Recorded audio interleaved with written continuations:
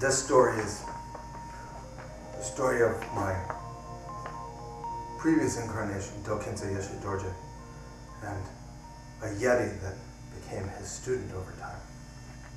Do Khyentse was known for being quite wild, has a certain quality of crazy wisdom. Once when Do Khyentse was traveling with his disciple Ozel, they were moving through the mountains. They had put all of their belongings, all of their ritual implements on one mule, and were traveling with this one mule through the mountains it wasn't really a road, just a narrow pathway that led from high in the mountains down to where the monastery was. And as they were traveling, they were a couple hours outside the monastery when suddenly the mule began to act quite sick. It went slowly, was staggering one side and then the other and making bleeding sounds. And then it lay down on the ground. It wouldn't move at all. It looked as if it was going to die right on the spot. Do Khyentse was in a hurry to get back to the monastery. He said to Ozel, you stay here with this mule. I'll send help after a while. I need to get down to the monastery. And he walked very swiftly on ahead. So Ozel stayed behind, and curiously, very strangely, that almost as soon as Do Khyentse was out of sight, when he was beyond earshot, the mule became fine. The mule sat up, it looked around, stood up, it began to eat some grass. Ozel thought, maybe I should run on ahead and catch up with the master. But then he thought, the master's instructions were very clear, stay here until I send help. So he thought, most important is to follow precisely the instructions of the Lama.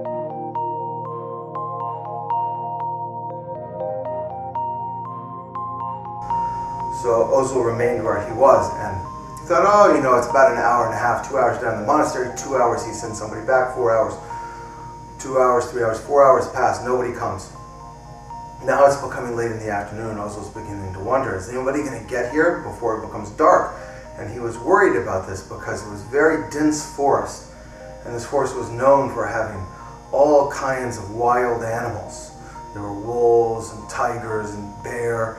And he was becoming frightened, and as it grew dark, he realized that nobody was going to be able to make it there before nightfall. And so he built a large fire. He brought the mule in close to him, and they were going to stay by the fire for the night or until somebody showed up with torches and told them he was time now to come back. So as the night fell, Ozel was too nervous to sleep. He could hear all kinds of animals. He could hear wolves howling in the distance. He could hear tiger growling off somewhere in the woods, and big crashing sounds, snorting sounds of deer or maybe bear. And so he became more and more nervous, and then suddenly, right at the edge of the firelight from his campfire, he saw a large dark figure, and suddenly stepping into the circle where Ozel was a Yeti. Yeti was very tall, covered in black hair, and Ozel froze, extremely frightened. Just froze on the spot. He stayed completely still. And the Yeti was still, and the Yeti looked at him for a while, and then took 1 or 2 steps closer. You could see it really well at that point. And he just looked, and he didn't know what to do. He was just there, completely still. He didn't know what to do, and suddenly he thought, I'll make some tea. So he put some water on, he heated up the water, he poured 2 cups of tea and held one out for the Yeti. And the Yeti came close, took the cup of tea and sat down. So now this big hulking Yeti is sitting next to him, Ozel's sitting there, and they're just sipping tea together. For a long time they just sat there in the darkness, and then Ozel thought, what am I going to do? And he got some blankets off of the mule. He made himself a bed. He made a bed for the Yeti. He kind of pointed to it for the Yeti. And he lay down, the Yeti lay down. They both went to sleep. After a little while, Ozel fell asleep. And a couple of hours later, he woke up and heard a howling noise. And just as he woke up, he saw a tiger leap out of the woods and bite the back leg of the mule. Before he could do anything at all, the Yeti stood up and hurled a rock. A perfect throw, hit the tiger in the head and killed it. The Yeti strode over and took a knife from the pack on the mule, skinned the tiger, cleaned the skin, folded it, and put it on the back saddle of the mule. Then he came back over, lay down again, and they went to sleep. Ozel woke up in the morning, the Yeti was gone. There was really no trace of him, and he looked around and he thought, this must have been some kind of deluded, crazy dream. this couldn't have actually happened. But then when he walked over to the mule, he saw the tiger's skin was on the back of the mule and the tiger's carcass was off to one side. And he realized that it actually had happened.